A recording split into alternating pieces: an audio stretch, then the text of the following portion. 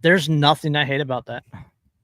That is, like I looked at it and I'm like, oh, sweet baby Jesus, yes, Yeah, dude. potatoes, cheese. Like my brother and I were just watching Guys Grocery Games, right? And they got the guy Aaron Greenspan, who's literally known as the grilled cheese sandwich guy. Like he has restaurants for grilled cheese with his name on them.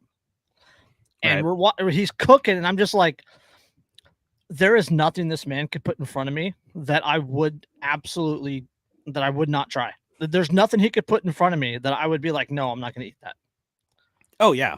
I mean, there's that, there's a place here in town that makes they do tapas.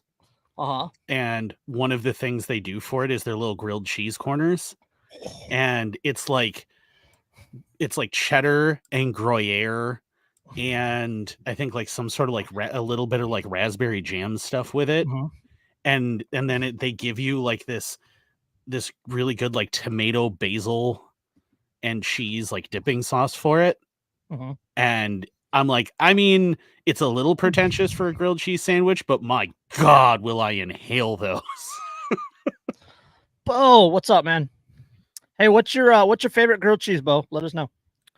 But yeah, it's like he made like this it was like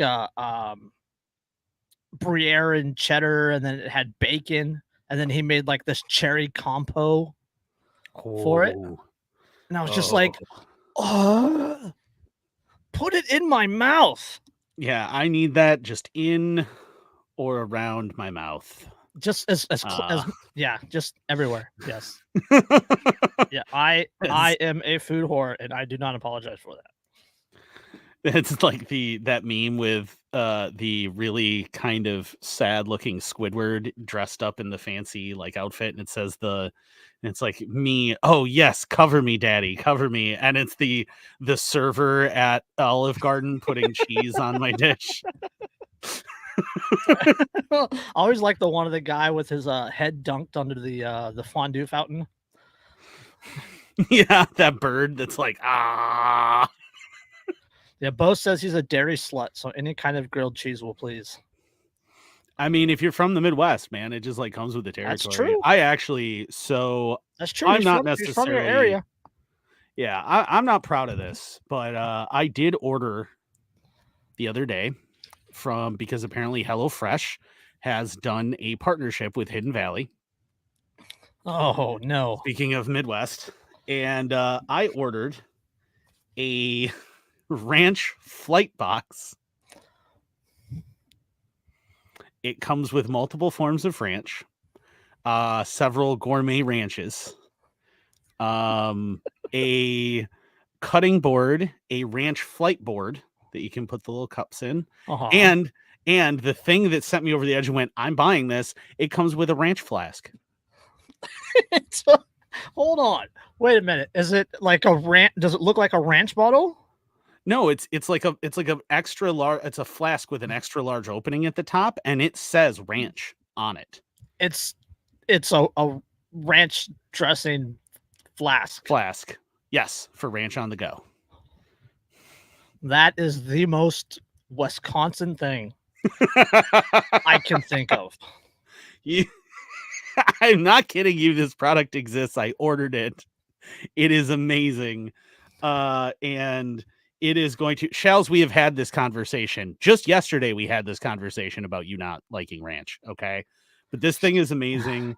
It's, let me look it up again. It's I think it's a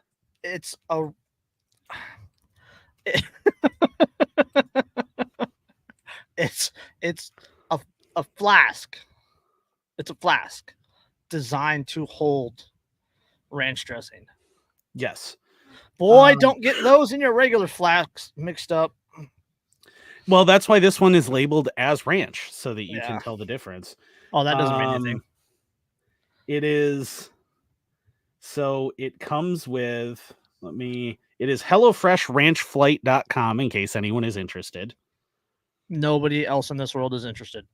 You should be, because it's pretty freaking amazing. It comes with a bunch of stuff to dip in the ranch.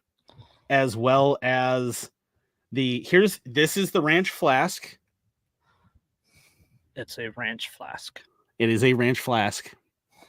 That was the thing that made me go, I have to have this. Just, pulling up in your Alpha next to somebody at the stoplight, and you look over at them, and they look over at you, and you tip up the ranch flask. The ranch flask. Wipe the white off the corner of your mouth. I just want to point out though, okay, this comes with it's a gochujang ranch, which features gochujang sauce and garlic powder in it, and an All Bay Long Ranch, which is ranch with Old Bay seasoning. Oh, that is Maryland as fuck. A Franken Ranch, which uses Frank's Red Hot powder. Buffalo as fuck. A Gaucho Rancho, which is Southwest seasoning and chipotle in the ranch. Tex-Mex.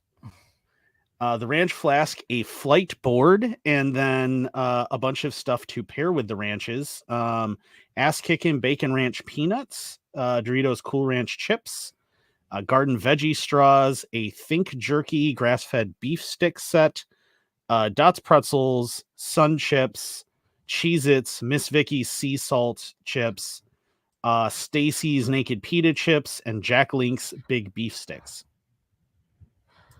Somewhere, some Midwesterner is just, they're wiping themselves. It's me. I'm that Midwesterner. I discovered that this thing existed, and I immediately went to the website and ordered it the same day. It is a limited edition thing, so it's only temporarily available, but I tell you what. Woo. See, that's why people tune into us. Because we got the haps on the ranch flask.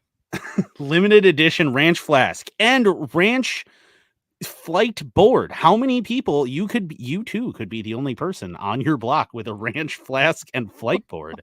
You might be the only person in your city with a ranch flask. In fact, if you're outside of the upper Midwest, you are very likely to, in fact, be the only person. That is too bad we're live and I can't edit that whole 7.5 minutes out.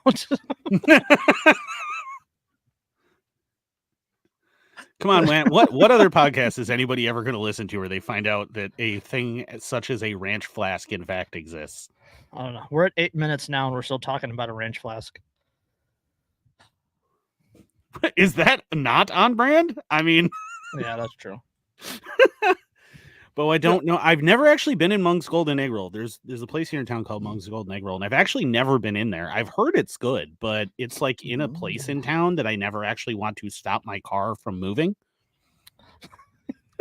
So I have not been there.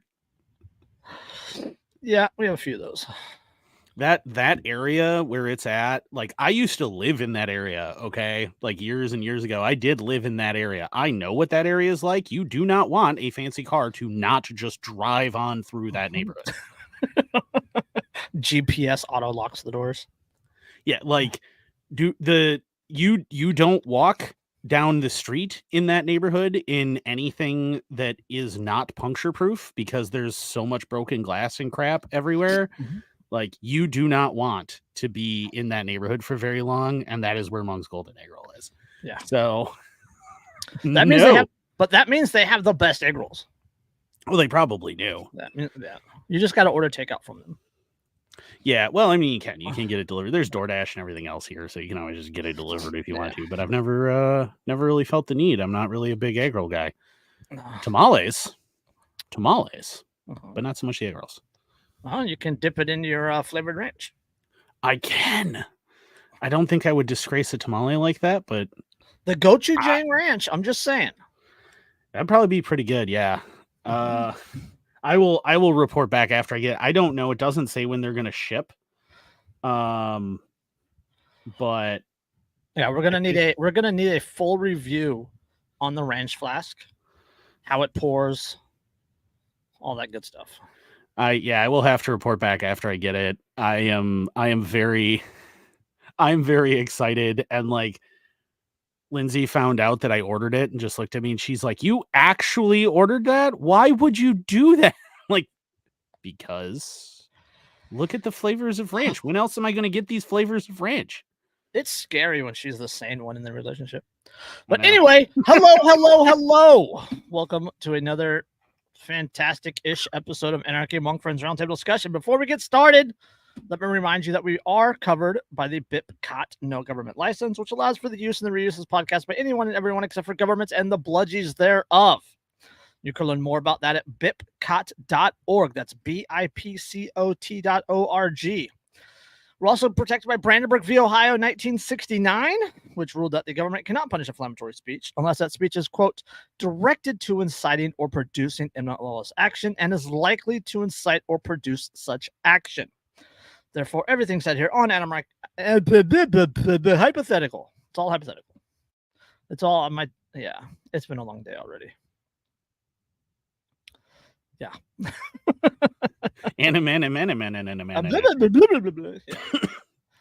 Yeah, just one of those days. This show. Where hopefully during the show, no one gets swallowed by a boa constrictor. Did you read that article? I did. Oh my God. They're not supposed to be big enough to do that. No, it swallowed the woman whole. Like the villagers went looking for the woman and they found this big ass snake, and the big ass snake had this big ass fucking thing in the middle of it. And they're like, "Oh, let's cut open the snake and see if that's her." Slice. Oh, yeah, there she is. There's the mother of four that went missing. As far as I know, this is only like the second time this has ever happened where a snake has, in fact, that we've documented for sure that a snake has swallowed someone whole. Yeah. There's one other time when a green anaconda did it. Yeah. But okay, for on the animal front. So this week we got a snake swallowing a woman whole. We got the bear in Southern California that walked into a woman's kitchen and killed her. And then in Florida, we have... At least it wasn't a strange man. But and in Florida, we have the video of the black bear swimming across the river and fighting two alligators.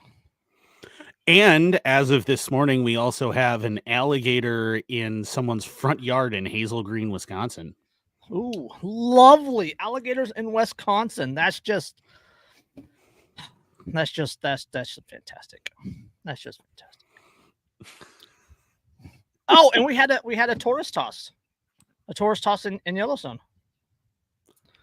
Oh, like a 70-year-old woman or something like that got a little too close. I do love when tourist tossing season comes back around. Yep. It is always great. Bison Airlines is one of my favorite videos to watch. I love that even the National Park Service put out on their Twitter the "Do not pet the fluffy cows. This means you, Californians."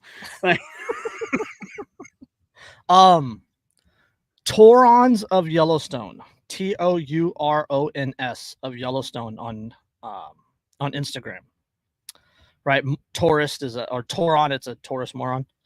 Taurons of Yellowstone, and they post all the videos of people getting too close and learning the hard way. Yeah.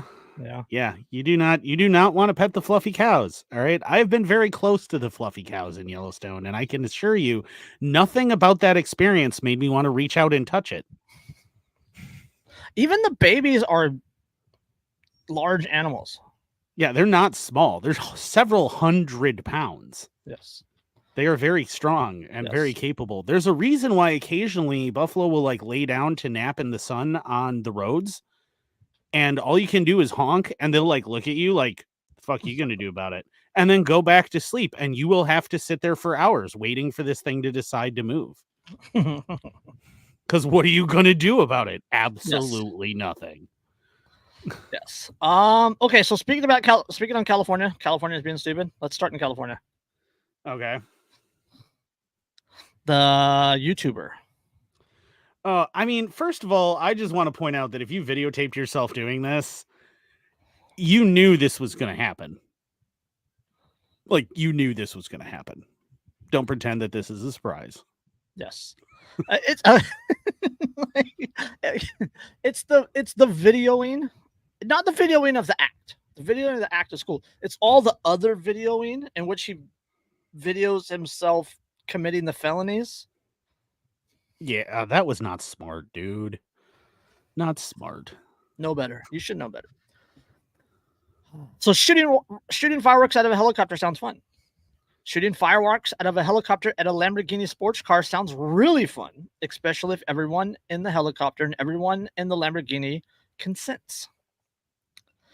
Alex Choi, a YouTube and Instagram vlogger in California, produced a video of him and his crew doing just that.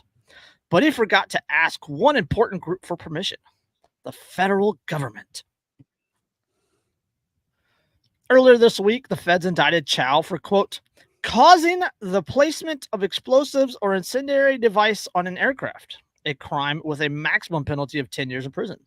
The indictment also revealed that the FAA had revoked the license from Choi's helicopter pilot in January 2024 for flying less than 500 feet from people, failing to display the helicopter's registration number and creating, quote, a hazard to persons or property without the necessary FAA waivers. I mean, can I just point out though, like, that causing the placement of explosive or incendiary device on an aircraft, that was not a law that was intended for when the pilot and passengers of the aircraft were aware of the incendiary devices. Yes. Like, that really is not intended to be used here. And they're just a little bit too much freedom there. Yeah. By all accounts, the only danger was to the people directly involved in the video, which has since been removed from Choi's YouTube and Instagram pages. Choi and his crew filmed the stunt at El Mirage Dry Lake Bed, an off-roading recreation area miles from any town. The indictment quotes Choi talking about his quote, crazy, stupid ideas, and one of his crew members saying that the fireworks are, quote, so loud it's actually terrifying, which only makes the video sound cooler. Yeah. I want to point out too that the Lamborghini in question is not a Sterrato. So it is not the off-road Lamborghini. This is a regular street-going Lamborghini that he is racing across a dry lake bed, getting shot at by fireworks from a helicopter. The FAA moved quickly when it caught wind of the stunt. Choi posted the video on the 4th of July last year. On July 18, an FAA inspector interviewed the person who transported cars for Choi. A few days later, FAA tracked down the helicopter pilot, and a Bureau of Land Management agent went out to the dry lake bed to photograph Choi's tire tracks. Since the lake bed is federal land, the indictment notes, Choi should have gotten federal permission. Soon after the FAA interrogations begin, Choi texted an associate that the FAA inspector, quote, had a personal issue with my helicopter pilot friend, and every time I do a shoot with him, tries to get more information about him so he can go after him, according to the indictment. The Department of Transportation Office of Inspector General then decided to charge Choi with a crime. The law against taking an explosive on board an aircraft clearly seems to be aimed at would-be bombers, but the feds argue that it applies for firearm explosives out of a helicopter as well. But the military can have missiles on their helicopters. Yeah, I mean, yes. So it just goes on and on, talk about other people also, but there's a whole bunch of other stuff around this video also, such as this was filmed in California. It is even safe and sane fireworks are illegal, right? So things like Roman candles are extra illegal. Yep. So, but they videoed themselves crossing state lines into Nevada to buy the fireworks, and then videoed themselves crossing state lines back into California, which is morons. They knew it was illegal because they had to go to a different state to get them. You know, and the thing is like, if you have enough money to do this, like, you had enough money to ship cars or rent cars or something in a different country that has more freedom with this shit. Like, I don't know, fucking United Arab Emirates, like, go outside of Dubai and do it. They'd be all about it. They might pay for it if you give them a little sponsorship deal. Yeah, there'd be 5,000 dudes in white robes standing out there with cell phones watching you go by, videotaping this thing. It would just be the neatest thing that had happened in the past 35 seconds in Dubai. Yes. So, like, you could have done this in a place that had a little more freedom, or at least intentionally misled people to think that that's what you did. Yes. It's a dry lake bed in California. It could be literally anywhere. Exactly. There's no way for anyone to know that that's where you are. Yes. So if you say you're somewhere else, how are they going to know? Yes. But even if you said you were somewhere else, okay, you were somewhere else. That's fine. Right? But yeah. The FAA is coming down on this kid because, I mean, he's an idiot. Yes. Don't get me wrong. He's an idiot. Absolutely an idiot. And he fucked up a really nice car. But everything else, like, okay, and like, what's the issue? What's the real issue? Who was harmed by this?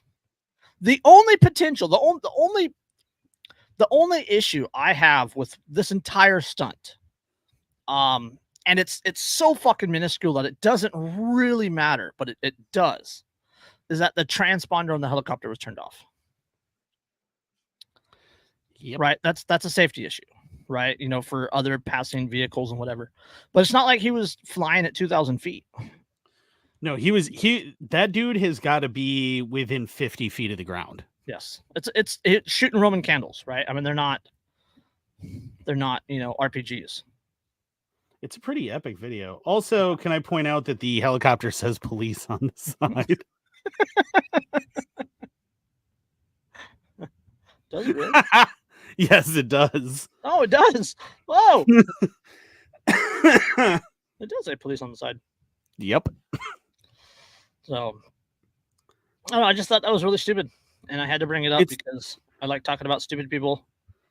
Yeah, literally everyone involved in this consented. This should not be in any way a thing that anybody prosecutes or cares about. Like, no one, the only people who are in danger are the people who are involved, right? Like, that's it.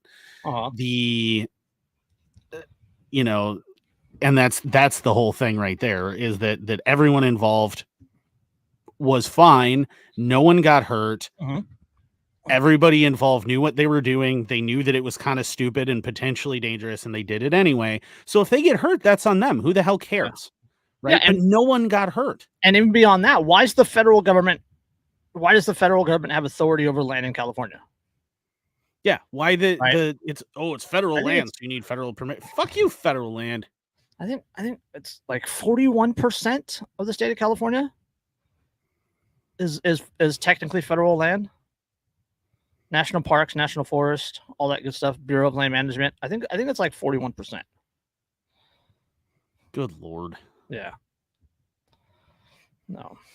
But yes, I mean, yeah, and they didn't pay for the permissions. Yes. Yeah, and that's really what it comes down to, is they just didn't ask if it was okay. And if they had asked if it was okay and explained what they wanted to do and gotten special permissions for everything, they could have done it completely legally, because don't forget, Mythbusters use shit like this all the time in California. He's an entertainer, right? He's an entertainer. He could get a freaking filming permit. And he could have been allowed to do it, and they would have let him say, they would have let him do whatever, as long as he paid them their blood money and got their permission. Yes. Yep. I have all the freedom in the world. These papers and licenses and permits say that I do. Yeah, as long as I pay for it, I can have any freedom I want. Yes. So, all right, that was just stupid. We can move on from that.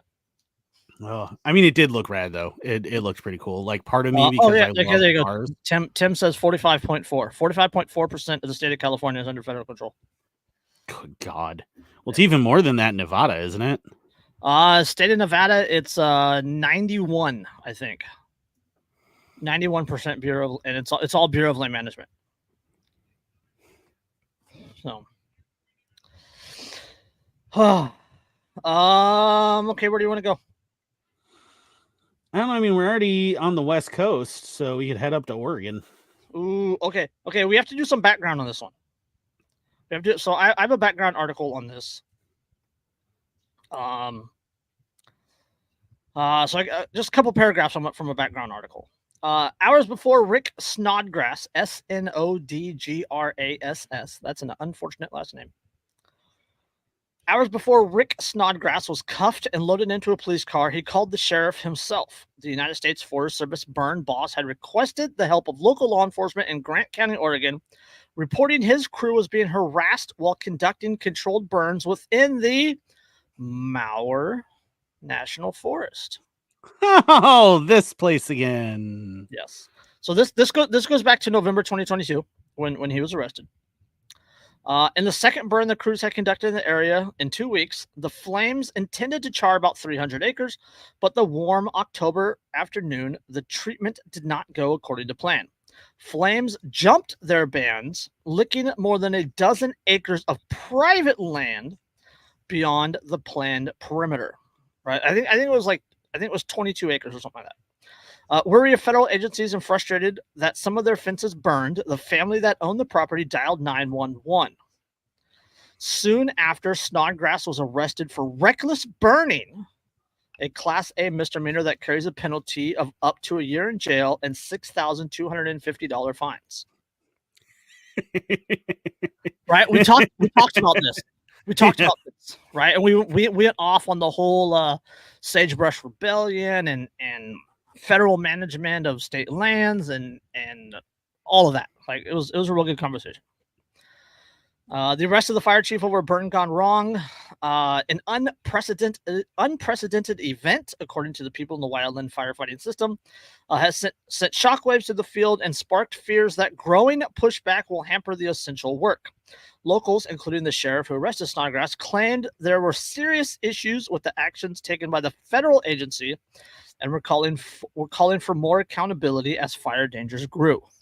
Right. Remember, and we talked about this at the time, that there were higher than normal winds. It was drier than normal conditions. It's a wildfire time of year. This is not when you do a prescribed burn. Yeah, don't forget it was a prescribed burn in New Mexico that burnt that town. Yeah. Right. I think it was last year. Year before last. Something like that. Yeah. While parts of Oregon have a long history of distrust towards government agencies, concerns like this are not confined to the state. Across the American West, the eruption of long simmering tensions between authorities conducting prescribed burns and those opposed to them has added to the increasing obstacles and urgency posed by a warming world. Okay. All right. So that's enough of that one. So fast forward. It is getting warmer. It's just whether or not human beings have a damn thing to do with it is the question. Yes. I mean, we're not in an ice age anymore. Okay. Yeah. So that was October, November 2022. Fast forward a year and a half now, June 2024. A criminal case was dismissed Wednesday against a U.S. Forest Service employee arrested in 2022 by a rural Oregon sheriff after prescribed burn on federal land unexpectedly spread to private property and burned roughly 20 acres. Unexpectedly. There's no way you couldn't know that was about to happen. Yes. Hold on. Just hold your thoughts because you're gonna go off. In February, a Grant County grand jury indicted Ricky Snodgrass, 41, on a reckless burning charge, a misdemeanor. So this is February 2024. He was indicted in February 2024. The case later moved to a federal court because it was federal land. And last month, Snodgrass' lawyer asked the judge to dismiss the case. Grant County District Attorney Jim Carpenter, who just months ago presented the case to the grand jury, did not oppose that motion, and the judge approved it this week. Hold that thought. Quote, Mr. Snodgrass was charged because the state, and more precisely the local sheriff, took issue with the Forest Service decision to conduct the prescribed burn. But the state cannot charge Mr. Snodgrass with a crime because it disagrees with the Forest Service decision. The supremacy clause controls, and Mr. Snodgrass is immune from prosecution. The case must be dismissed. That is the same law or the same clause that was used to dismiss the charges against Lon Horiuchi after killing Vicky Weaver. Yep, the supremacy clause. Oh, no, we're the federal government, so we can do literally anything we want. We can do whatever we want. Yes. So, yeah. Checks and balances? What are those? New government, who dis? We passed the checks to move the balance in our favor. Yeah, basically. I mean, that's essentially what this is, right? Like this is blatantly that the federal government is just going, you can't do anything to us, boo boo. And that's it. That's it. Like he did something reckless and stupid that was transparently reckless and stupid that anybody who knows anything about forest management or conservation could have told him was a terrible idea. And that the damage to the private property was inevitable. And really, that he's just lucky that it was only 20 acres of private property that proceeded to burn. Yes.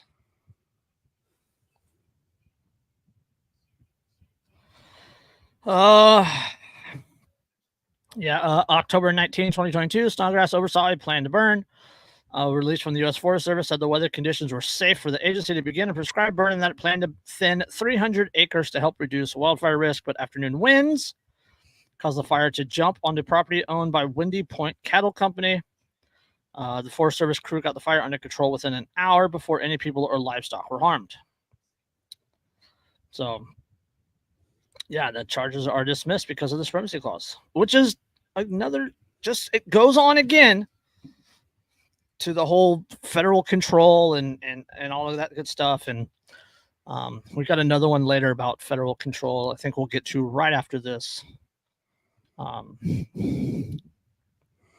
mean, I applaud the local sheriff. Like, McKinley was awesome with this, where the guy's like, but I need to put out the fire at least.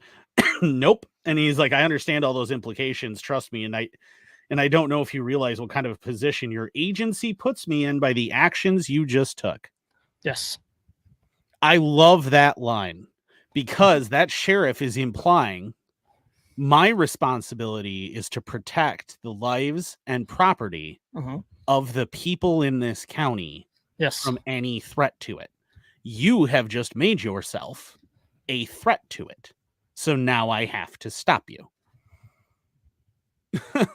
Like that is an amazing stand up to federal authority to be for a sheriff to be willing to do that.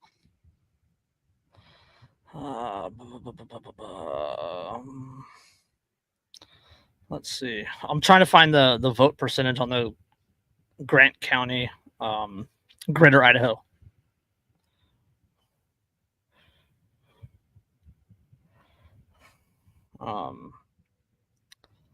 Let's see. 62%. The Grant County residents passed a ballot measure that requires the county court to discuss the idea of becoming a part of Idaho. The measure passed with 62% of the vote. And don't forget that McKinley's predecessor, Sheriff Palmer, is the one who was the sheriff during the takeover of the wildlife refuge who expressed support for it. Yes. So, yes, Mauer Wildlife taken over by Ammon Bundy and those guys. So, and that was to help Grant County farmers or Grant County ranchers. So, where's that one quote I wanted to read?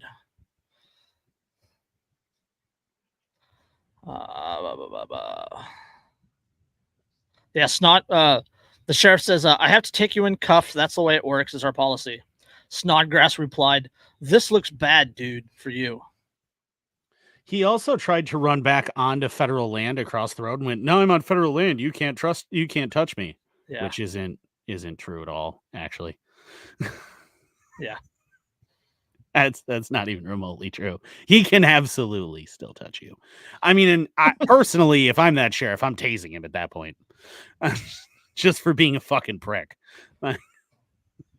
Like you're a fed and now you're being a prick. Nah, I'm gonna tase you. In a statement early Friday, McKinley stood by his decision to arrest Snodgrass and said he believes state law was sufficient enough to bring charges. Quote, I am saddened that our government, which was established of the people, by the people, for the people, would choose not to do the right thing and make the damaged party whole for fear of assuming responsibility for their actions. The hope out of all of this is in the future, the more care will be taken, guidelines followed, and the United States Forest Service will heed their own motto, caring for the land and serving people. Yeah. Yes. Yeah, he also McKinley in 2022 during the arrest, he said, quote, "I can't look sideways on something that's criminal just because we get along and we're working agencies. My job requires me to hold up the law despite who it was. If you were my mother doing something criminal, I would have to deal with it." As a sheriff who took his oath seriously. Yes. That is a man that you should re-elect, county in Oregon. Grant County. Yeah, Grant. You know what's crazy is that dude was last name was Snodgrass. And he was in Grant County, and here in Wisconsin we have a Grant County, and there are a ton of Snodgrasses there. So I just want to point out that that's strange. Yeah. Are they black? Because Ricky Snodgrass is. That's weird.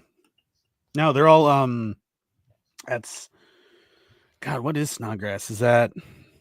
I don't know. German, Dutch, Norwegian? I don't know, something like that. Northern European of some variety. Now I have to look it up. Irving, Ayrshire, Scotland. Scottish. Okay, there you go. Scottish. Yeah, now that I think about it, yeah, it sounds Scottish. Okay, that makes sense. Yeah. Okay. I went to school with a few Snodgrasses. It's an unfortunate last name. Yeah, well, I mean, it's Scottish, so. All right, now that we got Andrew warmed up. Oh, every time I hear, like, because I read ahead on that article and I saw supremacy clause, and I was just like, flames in my eyes immediately. Just like, I immediately go to Lon Horiuchi. I immediately go to that. Yeah, exactly. Right? And that's Bonner, the whole thing. Bonner County Sheriff charged Lon Horiuchi with voluntary manslaughter of Vicky Weaver. Right? Shot her from behind in the fucking face. All that good stuff. Or all that stuff. We've covered that. We've covered that story a lot. And the Bonner County Sheriff, decided to charge him. And then who came in and saved him? That would be Mr. Bill Burr. Yep. Yeah, because of course he did. And where else do we know Burr from? Yeah. Okay. Okay, now that Andrew's all warmed up. Oklahoma gun dealer raided by ATF takes plea, but serious questions remain. Did you read this? I did not. Oh, you have to read it. Go ahead. Go. That's okay. Which one are we at? The Oklahoma, the Second Amendment Foundation. There we go. Trying to find it. Okay. Russell Fincher needed 3 jobs just to provide for his family in Joe Biden's economy. He taught high school history, served as a Baptist minister, and sold guns and ammo out of a small shed in the backyard of his Tuskahoma, Oklahoma home. However, he also found time to coach a winning Little League team. For reasons that are still unknown, Fincher came to the attention of the ATF. A story published last year chronicled how 15 heavily armed ATF agents raided Fincher's home June 15th, handcuffed him on his deck, and then yelled, screamed, and threatened the 52-year-old man in front of his 13-year-old son until he voluntarily surrendered his FFL. Okay, pay attention to that because he voluntarily surrendered his FFL. They wouldn't leave, and they berated him endlessly while pointing guns at him, and it was voluntary. According to the documents... hold on. Just charge 1, engaging in the business of dealing firearms without a license. He had an FFL, which you forced him to surrender and then called voluntary. Yes. I think he charged him for selling without having one that he had. That he had, and they took. According to documents filed with the court, ATF agent Daryl Witham was responsible for the knock and announce during the search warrant execution. ATF agent John Butler carried the ballistic shield, and agent Ben Necheparenko took the battering ram, which was not used since Fincher opened the door and let them in. Agent Theodore Mongol led the raid. "You're done. We have to shut you down," Fincher recalled Mongol saying. "You tell all your FFL buddies we are coming for them. We are shutting the gun shows down." That is what they told him. "We are shutting the gun shows down." This is in Oklahoma. Yeah, don't worry though. No one's coming for your guns or anything. It's fine. The ATF agents seized dozens of Fincher's personal firearms, which he estimated were worth more than $50,000. "If you're willing to forfeit them, we can make a lot of this go away," Fincher said. Mongol told him. Yeah, that's coercion. Yes. It's blatantly coercion. Hold on, it gets better. Oh, God, of course it does. Hang on a second.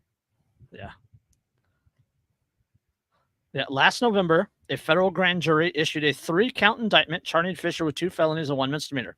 Count 1, engaging in the business of dealing firearms without a license, a felony.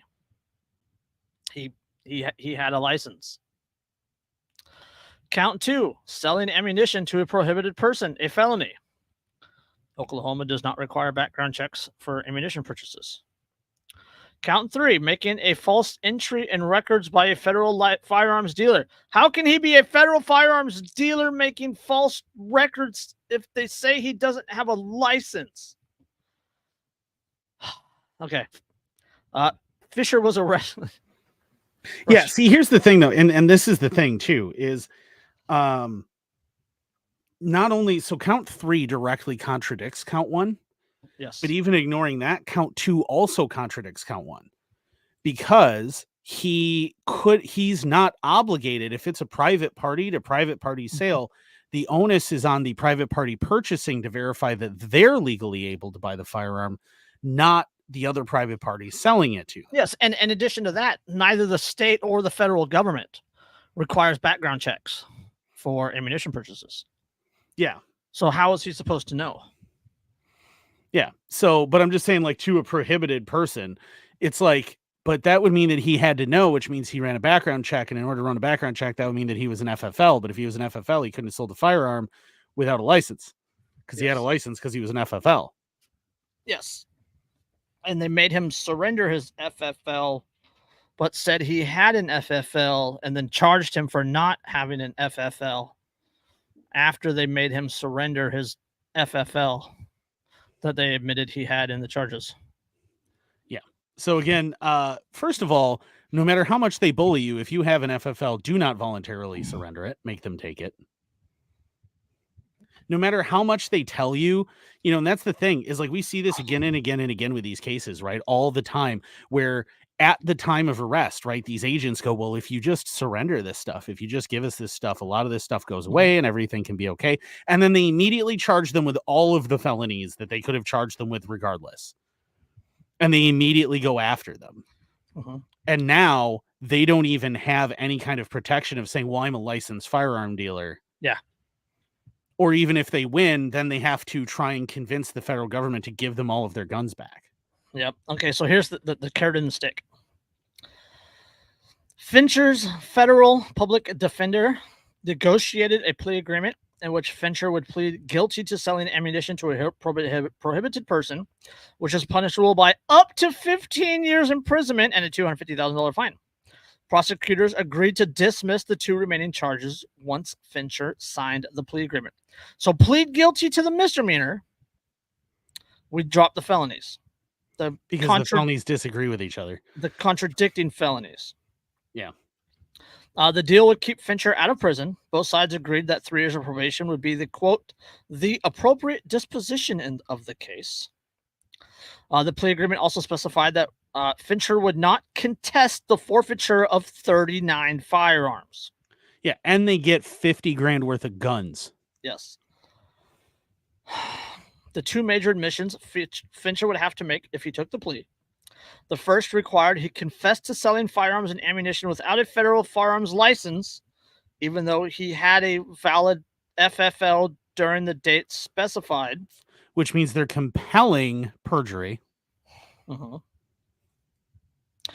Quote, beginning on or about February 2, 2021, and continuing on until about June 6, 2023, within the Eastern District of Oklahoma, I, Russell Richard Fincher, not being a licensed dealer of firearms within the meaning of Chapter 44, Title 18 United States Code and federal law, did willfully engage in the business of dealing in firearms at wholesale and retail. During the time, I devoted time, attention, and labor to dealing firearms as a regular course of trade and business with the principal objective of livelihood and profit through the repetitive purchase and resale of firearms. During this time, I also devoted time, attention, and labor to dealing in firearms as a regular course of trade and business to predominantly earn a profit through the repetitive purchase and resale of firearms. Finally, during the time period, the firearms I sold were not for the enhancement of a personal collection or for a hobby, and were not part of my personal collection of firearms, and I did this with the knowledge that my conduct was unlawful, the plea agreement states. Here's the thing. You know what this reminds me of? Anybody ever watched the confession videos from like prisoners of war in Vietnam? Mm-hmm. Yeah. This seem a little familiar to you? Yeah. Where you can see that, where you can, as they're reading the statement, you can see the bruises start to develop. Mm-hmm. Yep. Where they make them do this confession before they're executed, or the confession videos in the Middle East that ISIS makes people read before they're beheaded. Yep. Like this is one step below the kind of stuff the Communist Party used to do in the Politburo did in the Soviet Union. It just stops short of going, "All hail most glorious people's revolution, comrade! Long live Comrade Stalin." Yep. So what they did is they threw big scary words, right? Felony, right? They threw 2 felonies at him. Oh, you could go away for 25 years for this one, 10 years for this one, 15 years for this one. Right? You're looking at fucking 50 years in federal penitentiary. Unless you take this plea agreement. We'll keep you out of jail. We'll give you 3 years probation. All you have to do is sign this and give up your firearms. We can make all of these problems go away if you simply denounce your neighbor. Yes. Yeah. How many lights are there, Winston? Yeah. Well, it's not lights. That's you're confusing that episode of Star Trek Next Gen with whatever 84. It's how much is one, or how much is 2 + 2 is the one that Winston has to answer. It's there are 4 lights, and that's the thing, right? That is they target people that they know are going to say there are 5 lights. Mm-hmm. Or 3 lights, but whichever they want them to say, but are not going to call 4 lights 4 lights. Yeah. That is who they target. They target the people who are weak.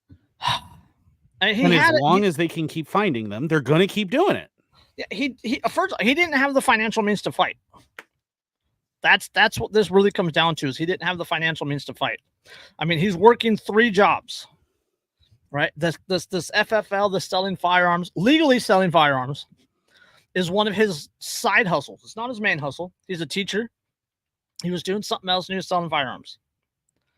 Right? So he's working his ass off to provide for his family. He's doing so legally. And on the side, he's coaching Little League. Oh, he's a Baptist minister. Right? So Baptist minister and coaching Little League. Yeah, so he's clearly a hardened criminal. He's fucking just lock him up next to El Chapo. Right? But he doesn't have the means to fight. He doesn't have the means to fight. That's what it comes down to. He had a federal public defender, and we know who pays federal. You know who pays the federal public defenders? Yeah, and that's the thing, right? Is your public pretenders are going to work in the interest of just getting your case over with. That's their responsibility, right, to the court, is to just get the case over with and represent you just enough that they feel like they can argue in an appeal that you were represented to the best of that attorney's ability. Yeah, well, I mean, who signs the public defender's checks? Yeah, the state does. Oh, federal. It's the same. It's the same person who signs the federal prosecutor's checks, and well, I'm using state the federal, as and the federal judges' checks, and the federal bailiffs' checks, and the federal and the jailers court recorders' and checks. yep, and the people who are the federal jailers, the people who drive the federal jail buses, the people who all of these people who are involved, all of their from the moment that you are accused of something to the moment that the trial and everything is over, every single person that you're encountering, every person involved in this, all the ATF agents, everyone involved in this case gets their check from the same place. Yep, they all get it from the state. They are all paid by the state, which means that they all work for not you, the state. The state. Yeah. That is who they work for. So, just take your day in court. Really? Was this a fair day in court? Yeah. You want to read the next one? The next two paragraphs? Next couple paragraphs? Oh, about the second admission? Yeah. The second admission concerned Fincher's alleged sale of ammunition to a prohibited person. It does not say how Fincher should have known that the purchaser was a prohibited person. Like most states, Oklahoma does not require background checks for ammunition purchases. Neither does the federal government. Basically, he says, within the above mentioned time period, specifically on or about May 5th, 2023, I, Russell Richard Fincher, also knowingly sold 60 rounds of Sig Sauer branded 40 Smith & Wesson ammunition to CI, the confidential informant, knowing and having reasonable cause to believe that CI had been convicted of a crime punishable by imprisonment for a term exceeding 1 year. Isn't it interesting that they also don't mention who that person was? Don't mention who that person was, and who the fuck buys 40 Smith & Wesson? Losers. It's the same people who write the checks for everyone involved in this case. Yeah, exactly. Like if you own a gun shop and somebody comes in looking for 40 Smith & Wesson, that person is a cop or a fed. If I shoot 40. If I owned a firearm shop, I wouldn't even carry 40 Smith & Wesson. Yeah, I wouldn't either. It's a lame, useless cartridge. No. If you're looking for 40, I'm going to be like, that's interesting. Let me show you what I have chambered in 10 millimeters so that you can act like a man. Oh, you're looking for 40 Smith & Wesson? I'm sorry, I don't offer police discounts. Unfortunately, I don't sell to law enforcement. Please leave. Yes. I'm not a cop. I'm not a cop. Yet no one else buys 40 Smith & Wesson. Calm down, Buzzcut. Calm down, Buzzcut. It's time. Yeah, and that motherfucker had like the medieval hill fort haircut. Okay, Oh man, it was either that or like Paul Blart. One of the either way, there's a 0% chance that somebody walking into your gun shop and asking for 40 Smith & Wesson isn't into being pegged. Like I just 0% chance. There's a 50-50 chance that the person asking for 40 Smith & Wesson has a ranch flask. Hey, I would never shoot 40 Smith & Wesson. I said 50-50. There's also about an 85% chance they have a Bad Dragon account and probably some sort of a rewards program they've gotten to cash in at least twice. Oh.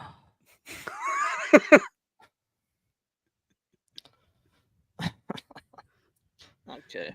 That's enough. Which is gross unless it's a chick, in which case, like, call me. Yeah. But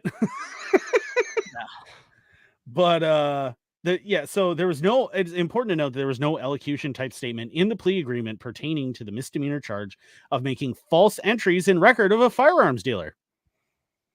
Isn't that interesting? Why isn't that in there? Oh, because it would invalidate the entire statement because it conflicts with the initial statement. Yes.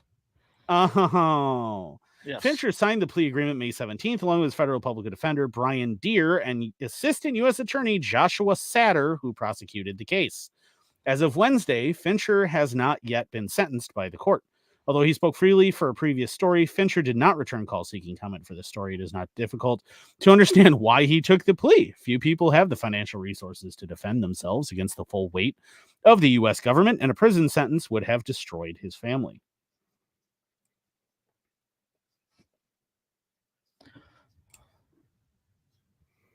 Is that sadder? Yes. That's the prosecutor. Satter. Satter. Look at that dude. Yeah. You look at that dude and you tell me that dude does also not enjoy being pegged. Okay.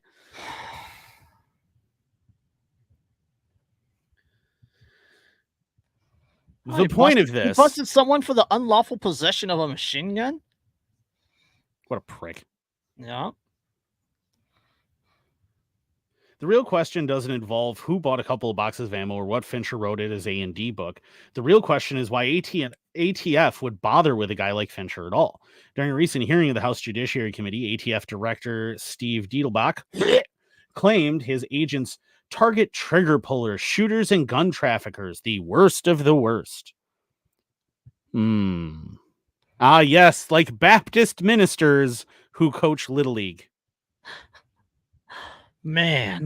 Nowadays, hardcore gang members control many historically blue cities. The Mexican drug cartel Sicarios operate with impunity on both sides of our porous border. These are murderous, heavily armed psychopaths and certainly qualify as Diedelbach's worst of the worst.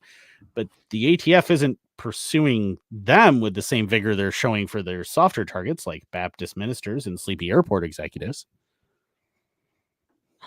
Yes. Oh. Yes, it's yes, Fincher's case involves a perilous SWAT type raid, the forfeiture of $50,000 worth of firearms, a teenager who was seriously traumatized, and a high school teacher, clergyman, respected member of his community with no previous criminal history who is now a convicted felon, all for the violation of a single ATF rule. But he didn't violate any ATF rules. He didn't violate any state or federal laws at all. Yes. He didn't violate any of the rules because he doesn't have to do background checks for ammunition. And he had a federal firearms license. You know why they targeted him? Because they said it.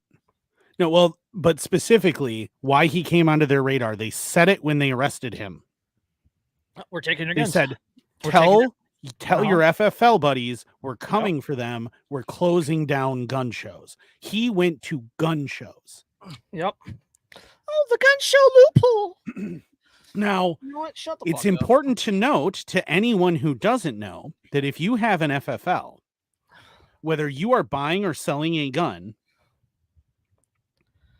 for your own personal collection or at a gun show for business, you still are legally required to do a background check. The same way you would if someone walked into your store. It doesn't change just because of the venue. Yes. You still have to do it. Just retarded. It's just retarded. That's what it comes down to. It's just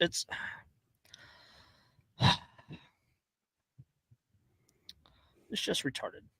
I can't say that enough. Shaw says he looks like a Zuckerberg twin. Yeah. Yeah. And it is retarded. And I'm allowed to say retarded because I'm retarded. Yay. It's our word. It's our word. I have, but I'm just like, I have autism and ADHD. I'm allowed to say that retarded because I am retarded. Hey, I'm special needs. I get to say it. Fuck you. Cancel me. I dare you. Because I'm going to show up in the court of public opinion and be like, it's just because I'm autistic. You just don't like me because I'm autistic. And they're going to be like, yeah. I win. Checkmate. Fuck your checkmate. My favorite flavor of window is ranch. Hey, if you put ranch on the window, I mean, I might consider. Is that what the Eagle was trying to get off his windshield? Ranch. So, but I mean, like that the whole point of this, like the whole point here is like, don't make it easy for them. Don't just voluntarily surrender that FFL. Don't just take that plea agreement. Make them prove in a court of law all of these things. Yeah, give up your FFL. Right? Voluntarily give up your FFL. Admit to things that are contradictory. commit perjury, forced perjury. Yeah, and we'll keep you out of jail. Don't fucking do that. Like, just make them prove it, because here's the thing. If he had made them prove it, if he had gone to trial and made them prove it, the nature of the charges themselves contradicted each other. Yes.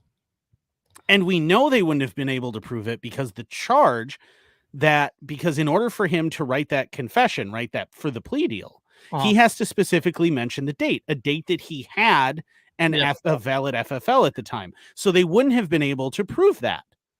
Yeah. But now, because of that, if he makes any smoke, if he bitches and moans, if he goes to the media, if anything is made of it now, well, okay, now you're facing a perjury charge. Yep. Because you lied. You lied. You did have an FFL. Yep. So he's fucked. So, all right, I need to cool down. Okay. You know what we should do is we should talk about if you want, I mean, since we're already talking about the ATF and anti-gun bullshit, we can talk about the whole thing here in Wisconsin, because it makes me happy. That's a really good idea and a really good segue. But $7.5 billion in government cash only built 8 EV chargers in 2.5 years.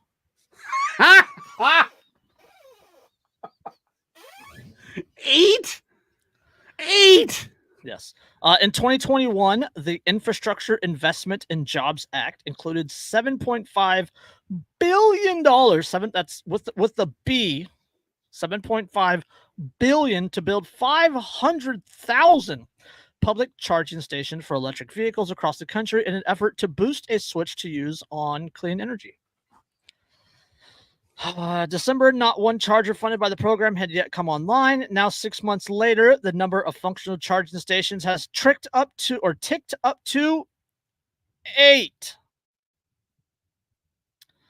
The news comes from the Auto Week article this month. In March, the Washington Post reported that only 7 were built. A charging station in Bradford, Vermont, opened in April, containing 4 EV fast chargers.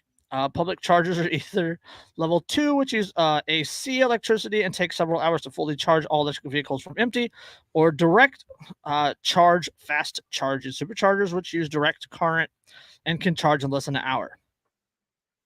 So, yes, 2.5 years. 2.5 years. Hey, I mean, in all fairness, though, they're real close to being done. They only have 499,992 left to go. Hold on. A spokesman with the National Electric Vehicle Infrastructure Program, which administers 5 billion of the 7.5 billion total, further said that the delay is because, quote, we want to get it right.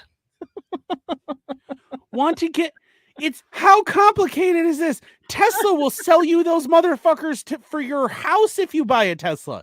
What? Oh. And they don't cost even close to that much money. Yes. 8. Tesla, by the way, has a network of superchargers, includes over 57,000 direct charge fast chargers around the world, and generate an estimated $1.74 billion in revenue in 2023 alone. Just in the fourth quarter of 2023, the company built 357 new stations. That's 357 more stations. That's 349 more than the federal government built in 2.5 years. I could build myself more charging stations than the federal government managed to build in 2.5 years. And I don't even really understand electricity. So, $7.5 billion in government cash, only built 8 EV chargers in 2.5 years.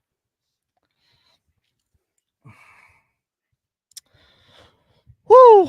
They're spending all their federal money arresting small town firearms dealers.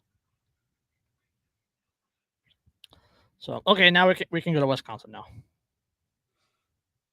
Okay. All right, good. Because I this one makes me happy, because it is a lawsuit that's filed that's going to be fucking amazing. Mm-hmm. Especially because it features one of our favorite organizations. Okay, go forth. There's a new lawsuit that challenges Wisconsin's rule that bans people from carrying a gun near the water. The Wisconsin Institute for Law and Liberty filed the suit earlier this week, claiming the 1999 rule makes it illegal to possess, or this is a quote from the law, possess or control any firearm, gun, or similar device at any time while on the waters, banks, or shores that might be used for the purposes of fishing. Goes too far. What? Hold on. Read that again. Okay, so the law forbids you to possess or control any firearm, gun, or similar device at any time while on the waters, banks, or shores that might be used for the purposes of fishing. Okay, so any shoreline, anywhere, yes, that has access to the water that can be used for fishing, right? Whether it's a beach, whether it's rocky, whether it's timberlined, it doesn't matter. If you can drop a line from this bank into the water, it's illegal in Wisconsin for you to possess a firearm in that area since 1999. How far back from the water's line do you have to be to make it legal to carry a firearm? The law doesn't define it. Oh my goodness. That hold on. Or if you're, say, on a boat, right? It doesn't matter if it's a bass boat, if it's a pontoon boat, if you are on a fucking yacht. Yes. If you are on a boat, you are not allowed to possess a firearm in the state of Wisconsin. I'm sorry. I work marina security. Oh, you can't carry a gun. It's illegal. Yep. Sorry, can't carry a gun. Oh. Yep. I have a lakeside house. I'm sorry, you can't carry a firearm in your house. So a quick piece of background on this, like basically to catch everybody up. So there was a time in Wisconsin where it's completely legal to shoot fish. That's America. Okay, so we got fishing with guns. We got fishing with firearms and ranch flasks now. Yes, just because this true spirit of America still kind of sits in Wisconsin. Okay, so just, oh man. The only thing missing is some windoozies.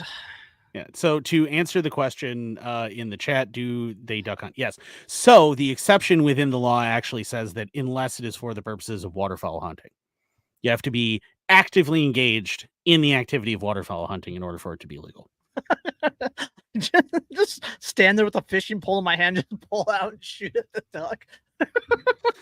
I mean, it's not good at it, but I played Duck Hunt in the original Nintendo. I can shoot one. Yeah, so for the longest time, you could totally shoot fish in Wisconsin, right? People would do it to get muskie. They would do it to get northern. They would do it to get you see how big sturgeon. Sturgeon get? Yeah, they would do it to get sturgeon, which is part of the reason why sturgeon are now protected for the most part, because they get wound up endangered and they breed very, very slowly and grow very, very slowly.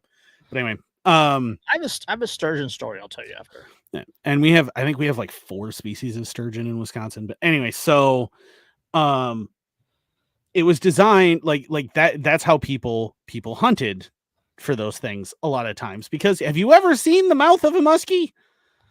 Yeah, stick your hand in there.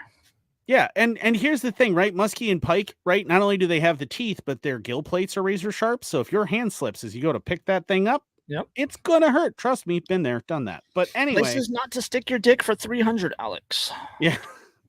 So in 1966, that law changed. Okay. The law changed to basically say like you weren't allowed, more or less, just you weren't allowed to carry guns when you were on boats or shores, whatever, for the purposes of shooting fish. And then in 1999, they simply banned all guns anywhere near water in Wisconsin. They keep losing them, sir. Yeah. All those boating accidents. So that's what happens, right? In 99 is we lose the ability to have firearms. Now keep in mind during this whole time we don't actually have concealed carry in Wisconsin either. Like we very recently even got concealed carry. We only had open carry, and that was only after a major legal battle throughout the 90s. So anyway,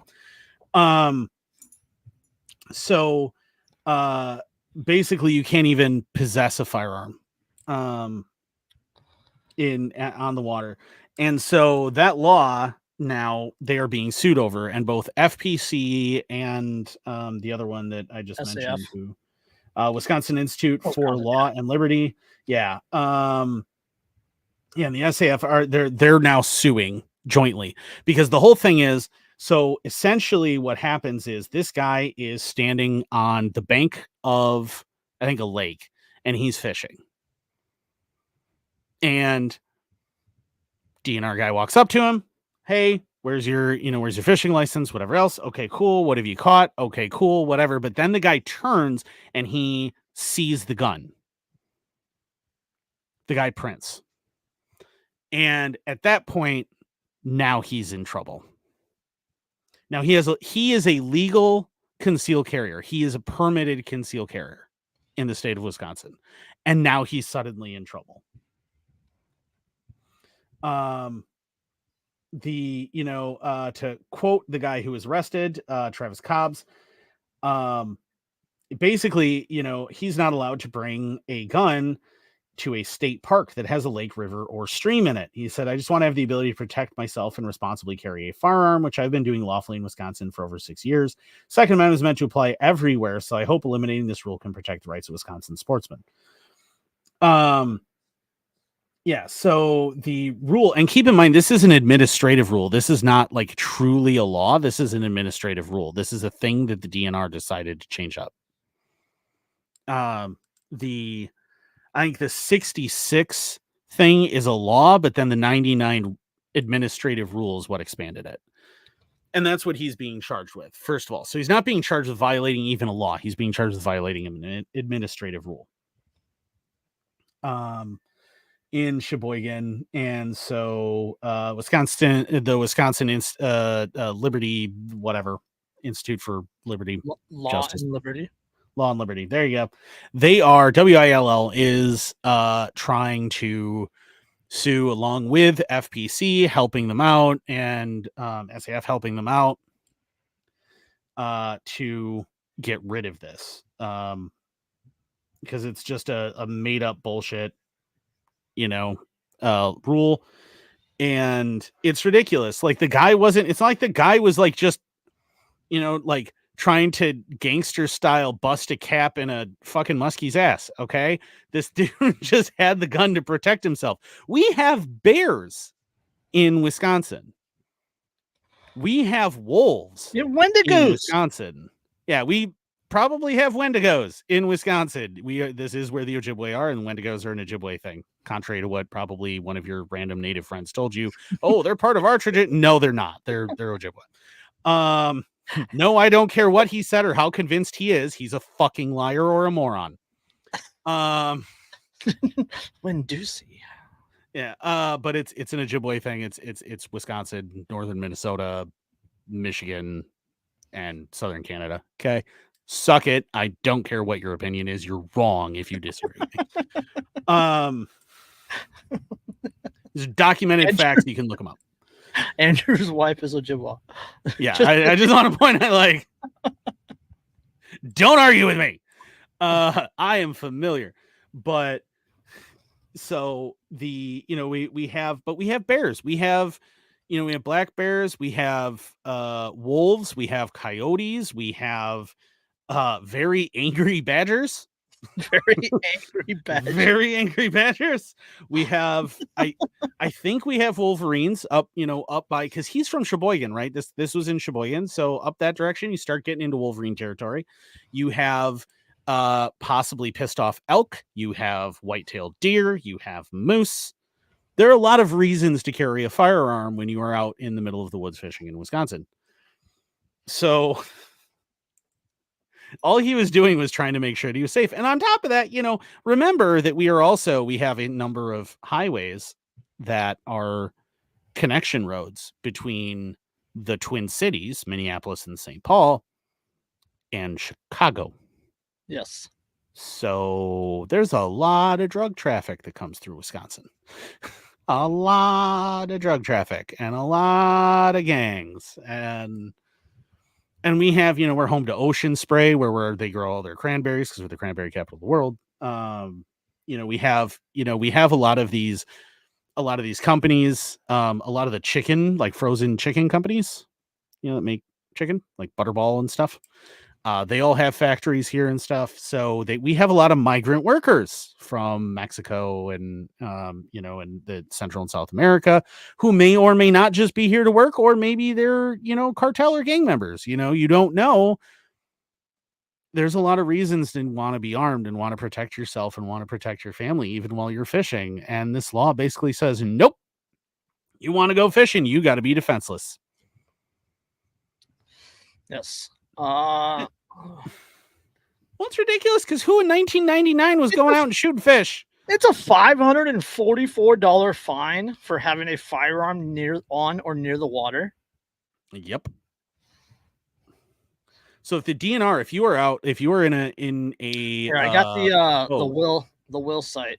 I'm dropping the chat real quick. Yeah. So if you are on the water, like you are in a boat on the water in Wisconsin, the DNR stops. They double check that you got all your life jackets and whatever else. It's like, yeah, I'm getting fucking hammered on this pontoon boat, but boy, that life jacket that's under my seat's going to be real important. Yeah. But if anyone on that boat has a gun, they're going to get charged. They're going to get fined for it immediately, even if they're a legal concealed carrier. The way that the law actually reads, and here's the super ridiculous thing. If you go to, let's say you go to a restaurant, right, that doesn't serve alcohol because there's certain rules, blah, blah, blah. But let's say you go to a restaurant, right? And you are sitting on they have like a deck, right, on the edge of a river, right? It's on the edge of the Mississippi. There are a few restaurants like that here in town, things. You want to sit on the big river as you're having your dinner because you know what goes really great with a steak, a whole bunch of mosquitoes, but whatever. So you decide you're going to sit there and you're going to have this dinner and you are armed as you're sitting there on that deck. It is completely and totally legal. Yes.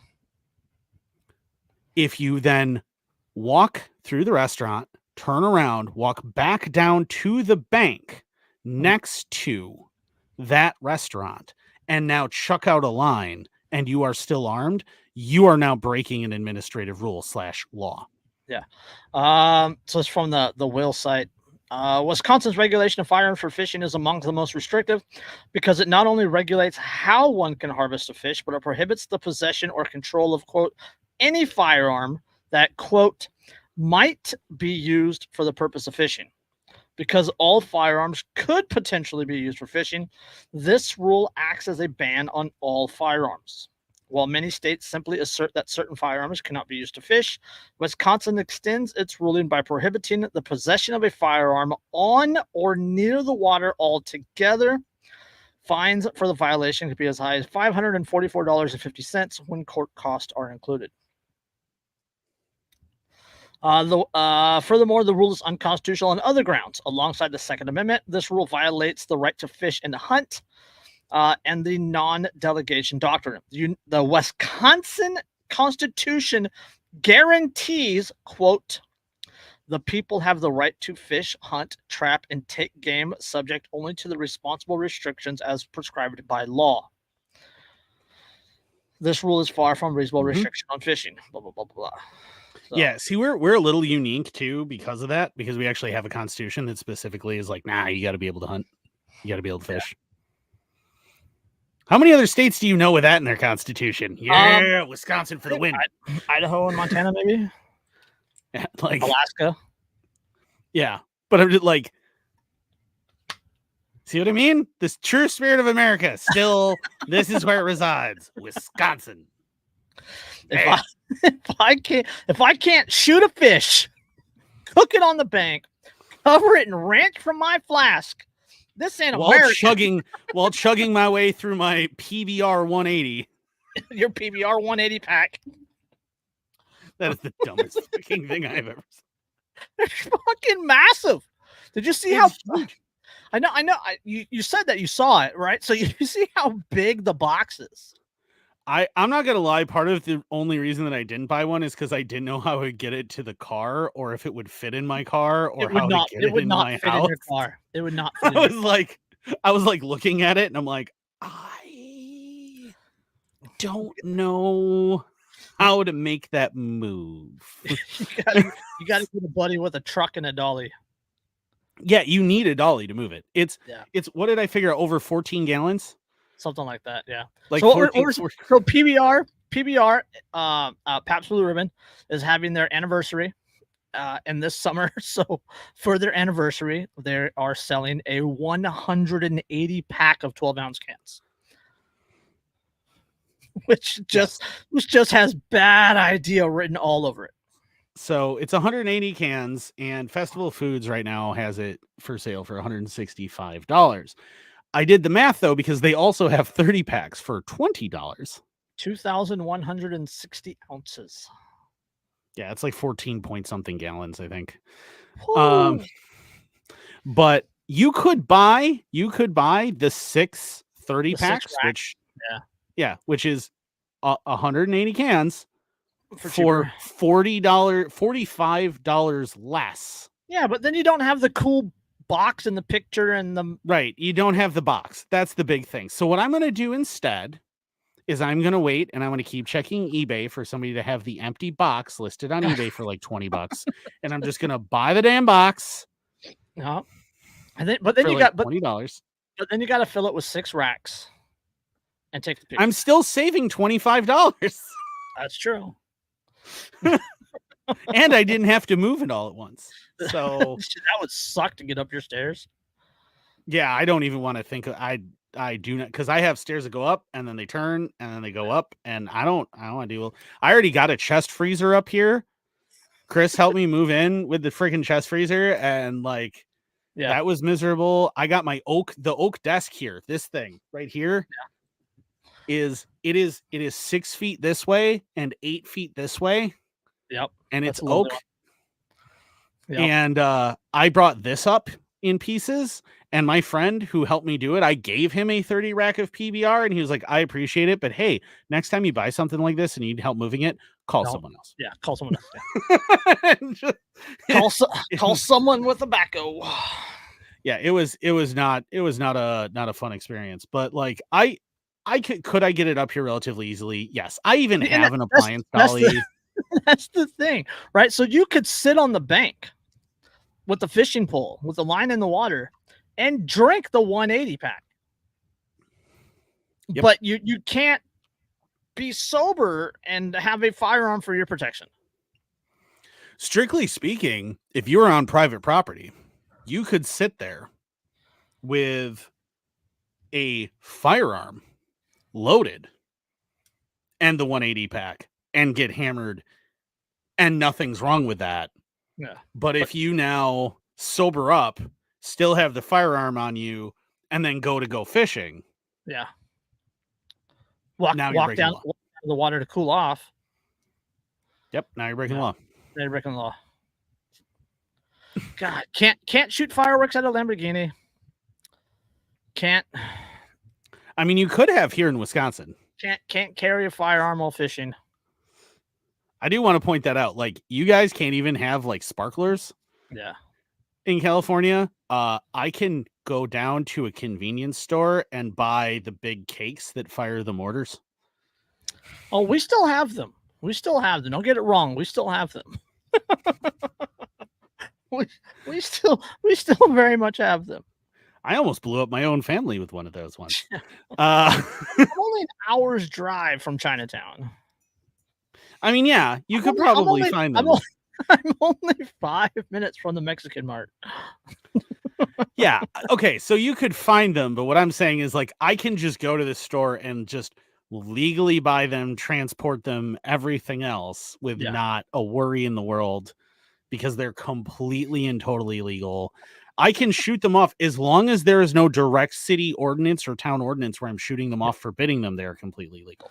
So if there's a small town that hasn't realized they should maybe not allow those, I can put them in someone's backyard, because I literally did that a couple of 4th of Julys ago. I bought like hundreds and hundreds of dollars worth of these things and set them all off in my sister's side yard in the middle of town. Can I just say, just imagine 4th of July, Andrew's chilling on the bank of the lake.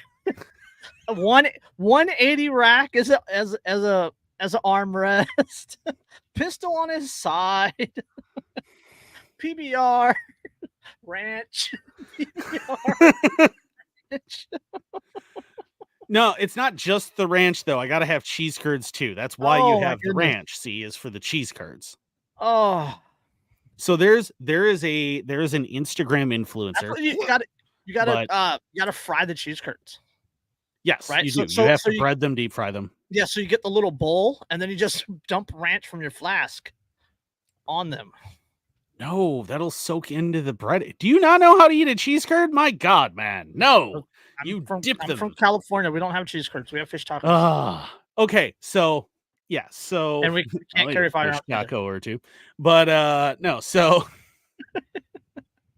here's conversation in the group chat. Woo! Yeah, but so here's the thing though, is like there is an Instagram influencer. Her name's something Haley Kate or something like that, or Haley Kate. Anyway, she's got like 2 point something million followers. She's this big. I don't fucking know. I've never heard of her. I have no idea who that chick is. But her boyfriend, she's from New York, right? And she's like lives in Manhattan, whatever, living the bougie lifestyle. Her boyfriend is from La Crosse. And so the other day, they were in La Crosse. He took her drinking, by the way, and I did look up that story. Hilarious. Watching a New Yorker drink in Wisconsin is one of the funniest things I have ever witnessed in my life. First of all, she like hands the bartender $100 bill, and they're like, and she's like, "You can keep the change." And they're like, "Are you sure?" And she's like, "Yeah." And then they give her the receipt. She's like, $28. Like, yes. Welcome to Wisconsin. You just drank all night and are hammered. It cost you $28. That's why Lewis Black said. Well, that's why Lewis Black said he comes here to drink all the time, is because he's like, even with a plane ticket, it's cheaper than drinking in New York. Yes. But because it is. But they went to Rudy's Drive-In. I happen to know the owner of Rudy's, by the way. I'm in a whiskey club with him. The whiskey club I go to. That's Gary Rudy's in it. Super cool guy. Well, he's the guy who runs it anyway right now. But yeah, so the Rudy's Drive-In. She goes to Rudy's Drive-In. And they get cheese curds. Cool beans. You guys got cheese curds. A New Yorker gets to experience the pure joy of cheese curds. Okay. The pure, concentrated little ball of happiness that is a deep fried cheese curd. She takes a bite out of it and goes, cheese curds are mid. I said it. And first of all, don't you ever come back to Wisconsin, you rotten fucking deceiving whore. Second of all, your boyfriend is mentally disabled. He dipped it in ketchup. What kind of a monster? What sociopath dips a deep fried cheese curd in ketchup? Oh, no. You dip it in ranch. That's just I don't even know what to go with that. It's cheese, and beer breading, and then it's ranch, and that is the combination. And so help me, if you disagree with me, it's okay. You can be wrong. Get the hell out of the state. We don't want your kind here. Okay. Carlos Pena had served the people of North Hollywood for 30 years, designing signs, banners, and clothes for grateful customers across the neighborhood. But on August 3rd, 2022, his humble print shop was decimated by a bombardment of grenades that tore through his walls, windows, and ceilings.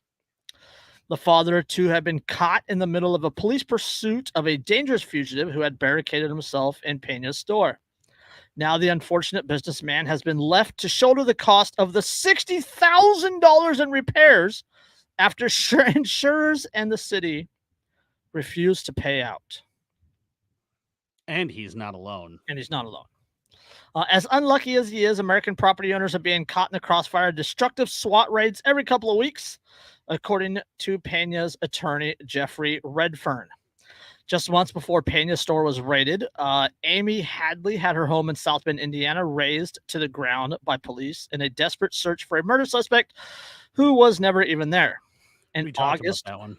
Yes, in August, Austin police caused $23,000 in damage to a home of Glenn and Mindy Shield, an innocent couple, after they busted the wrong property. And Molly Slayball was left with $70,000 in damage, $70,000 in repairs after a SWAT team assaulted her home with dozens of tear gas containers during a manhunt. Some of these properties should never have been raided. In other cases, there were clearly public interest in apprehending a dangerous criminal. But in none is it right that the innocent bystanders should be left to pick up the tab. Yet insurers say that this is what's happening across America because acts of government are not covered by their policies, while city authorities can claim immunity from damages. And all of that could change, however, if Vicki Baker wins a landmark case set to go before the Supreme Court in the fall. Baker's $300,000 property was destroyed in July 2020 after a SWAT team stormed her house, launching tear gas grenades through the windows, knocking down doors, and leveling a fence with an armored vehicle in pursuit of fugitive Wesley Little. The 79-year-old had not been living in the house in McKinley, Texas, but had spent a year fixing it up for sale. She even found a buyer who, unsurprisingly, pulled out after the raid left the house a mess. Little had killed himself in the master bedroom. Baker, who lives in Lakeside, Montana, remembers one of the first conversations with the city official who told her she, quote, wouldn't see a dime if she tried to claim compensation. Those words were still ringing in her ears in July 2022 when a federal jury ruled that she was entitled to just $60,000 in damages of a $300,000 property. A $300,000 property that was rendered effectively unlivable. Yeah, and the buyer just happened to back out. What? It came after U.S. District Court Judge Amos Mazant III rejected the city's argument that police action should be exempt from the requirements that the government pay for property it destroys. Oh, well, these police, they're better than the rest of us. We should give them all the guns and all the responsibility, and they should be able to do anything they want. Also, they destroy houses and things and should just be immune from any level of accountability whatsoever, no matter what they do. Killing people and supremacy clause. And blowing up babies with hand grenades. And baby Bo. Yep. Oh, that one. I hope that one never goes away. Yeah, I hope everybody can like that. I will never forget the pictures of that child in that crib. Yes. Ever. And neither should anyone else. Yeah, Redfern, an attorney for the Institute of Justice, described this decision as a, quote, sea of change in the law. Everyone agrees with the general proposition that the government has to pay for the property it takes. But courts across the country have held that this rule just did not apply to the police. But the police are part of the government, which makes the victory, which this victory makes abundantly clear. Well, it should have been clear anyway, but all right. Baker was able to win her case because Texas is one of only 2 states in the country, alongside Minnesota, that hold that this kind of damage is compensable. But that's what I said. All right, fine. You know what? I'll hand you this victory, Minnesota. This one. Yes. Just this one. Yes. Redfern said the fact that these states have had these rulings on their books for decades without them adding any discernible strain on municipal budgets shows the cities can afford to pay out. So it's going to the Supreme Court because, of course, they appealed. Well, and it's and I think it's important too to point out here that this is not a the cops were involved in a high-speed chase and the suspect ran into your car. Yeah. Okay, that's not what this is. This is you own this property and the police either have or do not have potentially an articulatable reason to assault it. They break a bunch of shit and then just go, nope, you're on your own for all the shit that I broke. Yep. That actually happened to a buddy of mine with his truck. Fun story, quick. He gets pulled over, right? His truck, he has one of the, was it like the S10 Extremes or whatever? It's got a 355 stroker in it. Oof. It's a badass truck. It was utterly terrifying. I tried to drive it once and I'm like, fucking nope, this thing's trying to kill me at all times. So that back end just dances around. Nope. But so he's got this, right? It's on airbags. It's got, big rims on it, low profile tires. It's got blacked out window tint. It's got shaved badges, all this other cool shit. They pull him over. He's just a dude. Like, this kid is literally just this like decently well-off kid from rural Wisconsin. He gets pulled over. They pull him out of the vehicle. They run a dog around the truck. Dog doesn't alert, miraculously. They pull the truck apart anyway. They stab out his two 12-inch Rockford Fosgate subs. Oh. They rip the box apart. They rip the seats out. They slash his custom upholstered Alcantara seats that are in it. They disassemble the truck. And this is on the side of the road that they do this. They find nothing and then just go, oh, okay, well, here's your warning for failing to signal for that lane change. Get in their cars and drive away. Yep. I've seen that here. Yeah. So for now, hardworking citizens like Pena must soldier on with their lives still in tatters. Unable to afford the costly house repairs, he has been forced to work out of his garage, causing a loss of revenue of more than $120,000, and he is in the process of selling his home. Earlier this year, the U.S. District Court for the Central District of California ruled he was not entitled to compensation, a decision that the Institute for Justice is appealing. Pena recognizes that the police were just doing their job, but can't understand why he should have to suffer for it. Quote, I'm not the guilty one. I shouldn't have to pay for it. It's ridiculous. They, the insurers and the city, just washed their hands of it. They practically destroyed me. 30 years in the business, and it just went down the drain. The police would stop saying they were just doing their fucking job. No, they weren't. Their job is to protect and what? You know who else was just doing their job? Yeah. You know who else is doing it? I am just doing my job for the fatherland. I don't understand why you hate me so much. Yes. We are simply protecting you from the dangerous non-social elements that we need to remove from the fatherland. Yes. Okay. Here's the thing, though, right? Here. Oh, Buckshot, you missed it. Buckshot just jumped in. He said, oh, shit, I'm late as fuck. You missed it. Andrew actually praised Minnesota for a second. Just for a second. But he actually for exactly one thing, and it is very limited in scope. It is exactly one thing. He's literally a Vikings fan now. I fuck the Vikings so hard. Lindsay might be a Vikings fan. She literally her bank card is a Minnesota Vikings. Is that how you fuck the Vikings? Occasionally, but no, her bank. I will admit, right, because this is how much she means to me. I bought her a Randy Moss jersey to wear during Packers Vikings games because I have an Aaron Rodgers jersey, which now doesn't really kind of work, but I do kind of want to get an Aaron Love jersey, but I want to change the number on it from whatever it is to 69. Lon Harachi was just following orders. Yeah, exactly. Lon Harachi was just following orders, right? Yep. So here's the thing, though. Okay, this guy needs to not go. They were just doing their job, because they weren't just doing their fucking job. Okay, their job is protect and serve. No. No, see, it's don't, not according to the law. No, they don't. The Supreme Court has ruled that they have no duty or obligation to protect. I understand, but here's the thing, right? Here's their job. Their job is law enforcement. And as long as they continue to get away with it, they're going to continue to live that way. You need to make sure that they don't get away with not living to what they are supposed to be. Yes. Make them be that. Stop saying they were just doing their job. Be like, no, fuck these guys.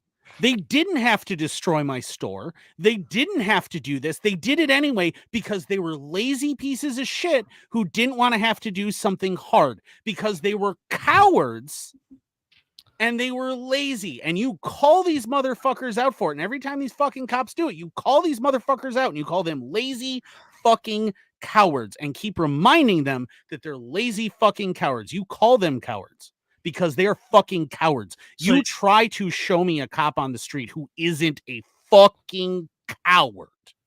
So you're saying just that the people of the community need to step up. Yeah, I am. Connecticut residents form armed groups to defend against violent crime. There you go. Vigilante justice is the only real justice. Who said that? Me. I don't know who else said that, but that's a bad Quaker line from Sedition, Subversion, Sabotage. Okay, there you go. Yeah. Oh, you know what? Hey, if you haven't purchased,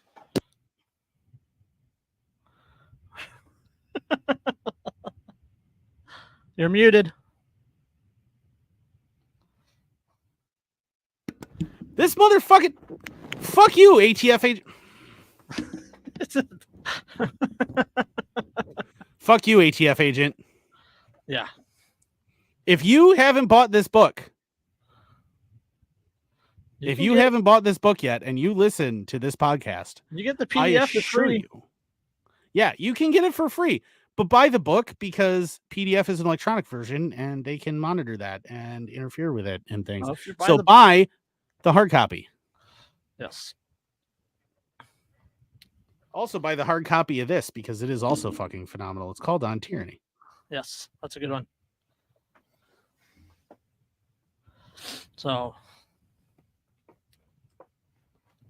dude, the just the contents of this bookshelf behind me, the library that I have here, will get me raided by the fucking feds.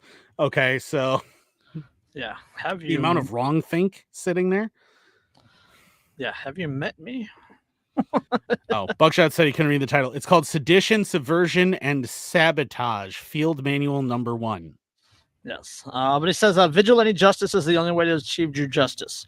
The alternative to vigilante justice is the perverted version of justice that the state supplies, and we know what kind of distorted justice is and what kind of sick and twisted society it produces.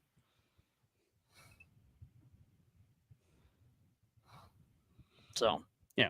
Here's the thing, like the conservatives, right? The ultra reds, the hyper rights, right? They want to sit there and go, cops are heroes. Damn cops are heroes. Not back to blue. I got your six. Damn cops are heroes. Except, what do the cops always say? Well, I just wanted to get home to my family. I just wanted to come home. So I just wanted to do that. That is not what heroes fucking say. Heroes go, somebody was in trouble and I needed to help them. I'm not a hero. I just did what needed to be done. Somebody needed my help. I don't care that I lost a limb. I don't care that I got shot 3 times. This needed to be done, and I did it. That's what heroes say. Actually, really, let's be honest. Most heroes that I've ever known, they don't say anything because they're dead. Yep. No. But I'll drop that link in the Telegram channel in after this. But yeah, where was I going? Oh, the article. That's right. Back to the article. And you're going to see some correlation here, right? We're going to go off on Ronald Reagan in a second. We do that a lot, actually, for being people who are accused of being right wing. We go off on Ronald Reagan pretty regularly. Fuck Ronnie. Predominantly black neighborhood in Hartford, Connecticut, hoping to fend off violent crime, has turned to an armed group of citizens to patrol their streets by land and by air. The so-called Self-Defense Brigade made up of about 40 legally armed citizens, are voluntarily patrolling the streets of Hartford's North End, wearing body cameras mostly on nights and weekends, according to the group's founder, Cornell Lewis. Who did that? Who did that in the 60s and 70s? Gosh, I feel like there's maybe somebody in California. Yeah. Who was like in charge? Yes. There. Yeah. When the armed volunteers are not on the streets, the group monitors video feeds from a dozen drones hovering over the neighborhood and 75 home surveillance cameras in the neighborhood. Quote, the Democratic machine in Hartford is either unwilling or unable, incapable of doing it, and people are paying their tax dollars. They're not really getting any kind of service. So we want people to understand that, number one, self-defense is not a dirty word. Yeah. And if you're confused about what I mentioned about California, look up Tupac and look up who his mom was and who his dad was. Just go ahead and look that up. You'll get down the rabbit trail. Yeah, Huey Lewis. Hello?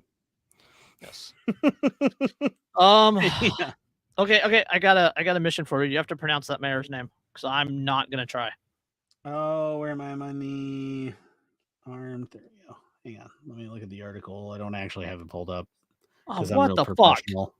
We're professional. Fuck. Professional podcast.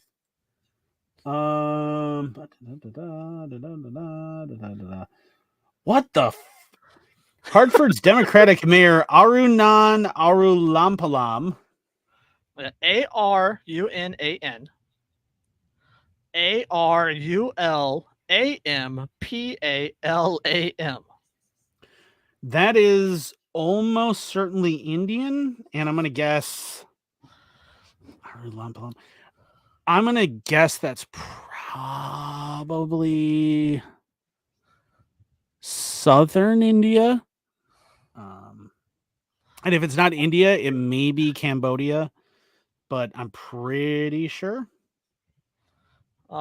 He was born in Zimbabwe.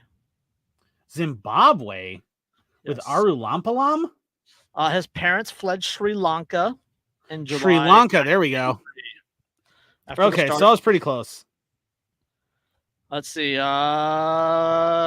parents. I was pretty close. His parents fled Sri Lanka in 1983 at the start of the Sri Lankan Civil War. They moved to England, where they married and then settled in Zimbabwe. Oh, okay. Zimbabwe. So you mean Rhodesia? Yes. They settled in Rhodesia. What year was it that they settled? Not with that skin color. 1985. What year was it? He was born in 85. They settled in Rhodesia. Yeah. It's Zimbabwe now. Yeah. He earned a bachelor's degree from Emory University and earned his Juris Doctor degree from Quinnipiac University School of Law. But yeah, so I wasn't far off. Like Sri Lanka, Cambodia. I'm real close. Okay, so Hartford's Democratic mayor has denounced the group over concerns they will enact vigilante justice. Quote, our community has seen so much pain and trauma, and what we need is for those who love the city to do the hard work of healing that pain, not walk around our streets with guns trying to take the law into their own hands. You know, if you had any concept of justice, you communist fuck, maybe they wouldn't need to. Why? Wait, why did your family flee Sri Lanka? Yeah, and why was it that they settled in, of all places, revolutionary Rhodesia when it became Zimbabwe? There must be a reason. Yes. You communist fuck. Yes. Lewis contends that the brigade is not made up of vigilantes and are all trained in trade and discipline legal security.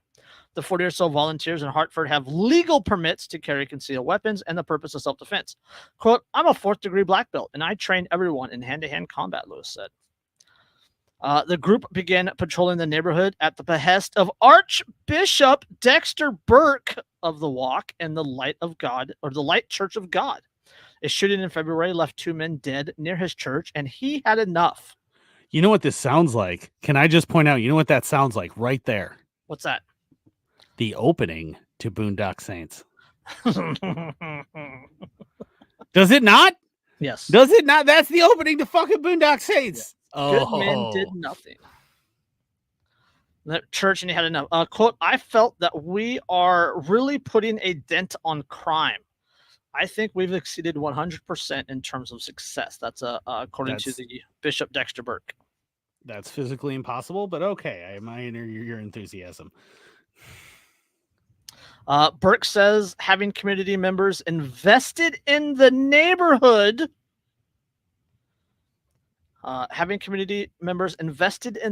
patrol combats the anti-snitch culture in black neighborhoods. As for concerns that this is nothing more than armed vigilantes, Burke points to the use of cameras. Quote, the body-worn cameras and drones, he says, are meant to provide evidence of crimes to be turned over to police, but the cameras are also to provide protection to volunteer members of the group. Gosh, it's almost like when your mission is in fact actually policing and actually taking care of the community, you welcome your activities being monitored. Yeah, both Burke and Lewis said they've heard residents interested in the patrol services in other neighborhoods in Hartford, as well as in New Haven. Yes, but New Haven Mayor Justin Eckler reportedly says he strongly opposes the idea of armed patrols in his city. Quote, it's a bad idea and it's not welcome. And there's a number of reasons for that. We need fewer guns on our streets, not more. And I need more women in my bed, not fewer. And yet, unfortunately, so if wishes were horses, motherfucker, but we have to live in the real world. Hold on, but Burke says it's working in their neighborhood and there are no plans to back down. Quote, praying alone will never fix it. We can pray all day, but some stuff we need to do. Thoughts and prayers don't fucking work. Oh my goodness. Huge vibes. Oh, there's a quote from that I absolutely love. From Norman Vincent Peale, Peale. He says, once we roared like lions for liberty, now we bleat like sheep for security. Yep. The answer to America's problems are not in the hands of big government, but in the hands of big people who nobody stands over in control but God. I just had this discussion about vigilante justice with somebody last night. I literally just had this discussion. And what I said is, here's the thing: is people go, "What do you mean you oppose the death penalty?" And I like, don't you support killing pedophiles? And I said, yes, absolutely. But here's the thing: I do not believe that the state is a capable arbiter of justice. It is, in fact, one of the least capable, worst arbiters of justice. The federal government ran a child porn site for 8 months, distributed like 118,000 megabytes or whatever it was of child pornography videos and pictures. Gigabytes, right? Of child pornography videos and photographs and all that stuff. Had all these people's names, had all these people's addresses, had all the information on all these people, and arrested like 4 people, and 2 people took a plea, and then the other 2 people had their charges dropped because the government would not release the information on the tracking software that they used. So congratulations, government. You ran a porn site for 8 months, a child porn site for 8 months. You repeatedly, by distributing that, repeatedly re-victimized those children. And oh my goodness. This is, but see, this is the thing, right? Like I say, like the state is not even a very good, let alone even remotely trustworthy arbiter of justice, right? They are not an arbiter of justice. This is the part of the podcast where if Chris was here, you'd hear a Glock, chamber in the background. See, I have been informed that I'm not allowed to have my guns close while I do the podcast. But here's the thing: is the state? Are you near the water? So instead, I'm going to do this. There you go. Um, That's a felony in California. Oh yeah, it is. I know. It's technically it's illegal unless you assemble it yourself. Which I did. But anyway, so the state is a terrible arbiter of justice. The state cannot be trusted to be a proper arbiter of justice. However, and no justice system is going to be perfect. It's always going to get things wrong occasionally, right? Like that's what's going to happen. But the issue is that if you truly love liberty, if you truly love freedom and care about justice, you would rather 1,000 people who are guilty go free than one person who is innocent be punished for a thing they did do. And the issue is that the American justice system cares more about just punishment than it cares about actual justice. And so they would rather punish 1,000 innocent people than let one guilty person go free. Look at how they're still going after Julian Assange. Yeah. like the U.S. justice system just threw a 79-year-old woman in a cage for praying in the hallway of an abortion clinic. She's in a fucking wheelchair. Yep. This is my whole thing though, right? This is my whole thing is look. A free society would have vigilante justice. Vigilante justice is the closest to real justice you're going to get. Why? Because the members of the community are the ones who are doing it. More importantly, the people who are carrying out that act of justice are the ones who are also going to suffer consequences for when they get it wrong. Therefore, they have a direct, inevitable incentive for them to get it right. They're going to be more cautious. They're going to care more about it being right because they personally are going to suffer consequences if they get it wrong. The issue is that the American quote unquote justice system, American police, American federal agents do not suffer any actual personal consequences to themselves or their careers in any appreciable way when they get things wrong. They can be wrong repeatedly and retain their jobs. They can be wrong repeatedly and they never suffer any real personal loss. I don't care. Oh, but they feel bad. I don't care what their feelings are. Okay. They can fuck their feelings.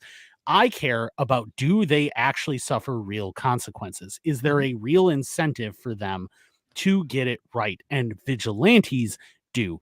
If they get it wrong, they are in that community. They are the people who now have to deal with the fact that they got it wrong from their surrounding community. And that's a real consequence. Which is another one of those arguments to be made about how police and politicians should have to live in the communities in which they are oversee or work.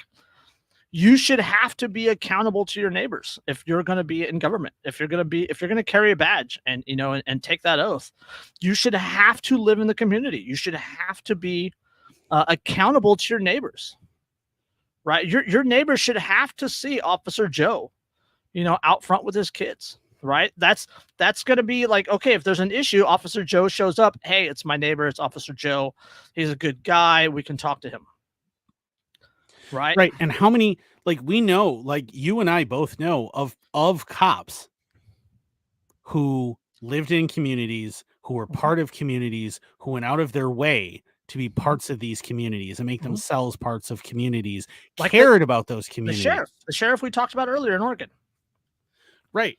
They're part of communities. They care about these people. They're part of these people. They actually give a shit. The problem is that you have these nomad cops and you have these cops who it's just a job. I just want to get home to my family. And that is the wrong fucking attitude. You should not care about if you get home to your family or not. That is not what you should care about. You should care if your charge is to take care of your community. You simply care that you took care of your community and you did right by them and Yep. you lived up to what you needed to live up to. Full stop. Whether you get home to your family or not is irrelevant. Yeah. If you take care of your community will take care of you. Yeah. That is all you should care about. You should care, am I doing right by these people who trust me? Am I doing right by them? And that is it. That is the only thing that you should care about. That is it. If you get home to your family, great, fantastic. That's wonderful. But if you don't, then that's part of the job and you need to accept it. Yeah. Nobody forces you to be a cop. Nobody forced you to be a sheriff. Nobody forced you to carry a badge. That's something you chose to do. If you're going to choose to do it, fucking do it. No. That's what it is. And the reality is that vigilante justice, right? Vigilante justice is capable of being subject to actual consequences. Vigilante justice is capable of being a thing that is, well, not a perfect vehicle of justice, because nothing is going to be a perfect vehicle of justice. We live in an imperfect world. You're not going to have. Humans are fallible. Yeah, you're not going to have perfect justice, but it's going to be far less likely to enact things like the death penalty against people who actually did not do the thing. It might get it wrong occasionally, but it's going to get it wrong far, far less often. Yes. Look at what the Innocence Project, which is based here in Wisconsin, the Innocence Project has done. And how many people? Well over 300. There was a guy that just recently that the Innocence Project got off. And now the guy is suing the police and the prosecutors because it came out that the witness that they used to prosecute this man, despite several other witnesses saying, no, that's the wrong guy, they used this witness to prosecute the man. The witness is legally blind. The witness is legally blind, and they used this witness to prosecute the guy in like 1985, and he was like 30 years in a cage, and they knew that he was legally blind. And don't forget, like the one that we covered where that guy, he lost 18 years of his life. What did he get? Like 16 grand? Something like that, yeah. That's how much his life is worth to these people, right? That's all he got. This guy, that's not even enough to pay for rent, right? And live on. And this guy is now still going to have that stigma forever. He's still institutionalized. This is the failure of the American justice system. Yep. So, all right, let's throw some mix. Get out of here. Everything's in our link tree, but we are sponsored and you should check out thebeardstruggle.com. Definitely Poppins patches, the one that I'm wearing tonight, because the articles that we covered, the fabulous Redcoat ATF NPC meme patch. If you do not have that one, trust me, you want that one. If you listen to the show, you want that one. I made a meme. He makes a bunch of other really cool ones. Yeah. Huh? I said I made a meme using the Redcoat patch. Yeah, it's fantastic, man. It's fantastic. Yeah. This is one of my favorite patches that he does. He also does one with a shark with a tropical theme that is kind of the one that started it all. I recommend everybody get that one. He makes a ton of cool stuff, just constantly with new releases that are always awesome, and he's got tons of nostalgic stuff, and everything is really, really, really high quality, guys. It's really high quality. If you've bought PVC patches from other people and they have lighter colors on them and also darker colors, you will see very quickly after you've been wearing them for a while and stuff that those darker colors start bleeding through and it looks like crap, right? That doesn't happen with his patches. He has a better production system, and they do not do that. They are fantastic. They don't fade. So. Yeah, they're absolutely fantastic. You want to buy from this guy. It's poppinspatches.com. Check out POPPINS. Yes, popinspatches.com. He's on Etsy, but you should check out his website because there are patches he cannot list on Etsy that are on his website. Yes. All right. That includes a tropical shirt. Yeah, Reaper brand apparel. Check out Lions Not Sheep. You can use all the discount codes. They're all in our link tree. The quartering. Check that out. Buy Derica's book, Think for Yourself, Thinking Workbook for Beginners. God, who else do we have? I know there's a couple I'm probably forgetting. And my sponsors, I apologize. Lions Not Cheap. Lions Not Cheap, I mentioned. Yeah, so check out Reaper. Lions Not Cheap. They're super cool. If you check out also, yeah, they have the Free Man shirt, which is super awesome. That's one of my favorites. They also have you can buy a copy of the book, Radical Change Requires Radical Change, on Lions Not Cheap, which I highly recommend to everybody. I think that's probably everything that I can remember off the top of my head. Oh, RK Spookware. If you know who they are, you know what they do. Check them out. Also, all of that stuff's in the link tree. Check them out, guys. Thanks.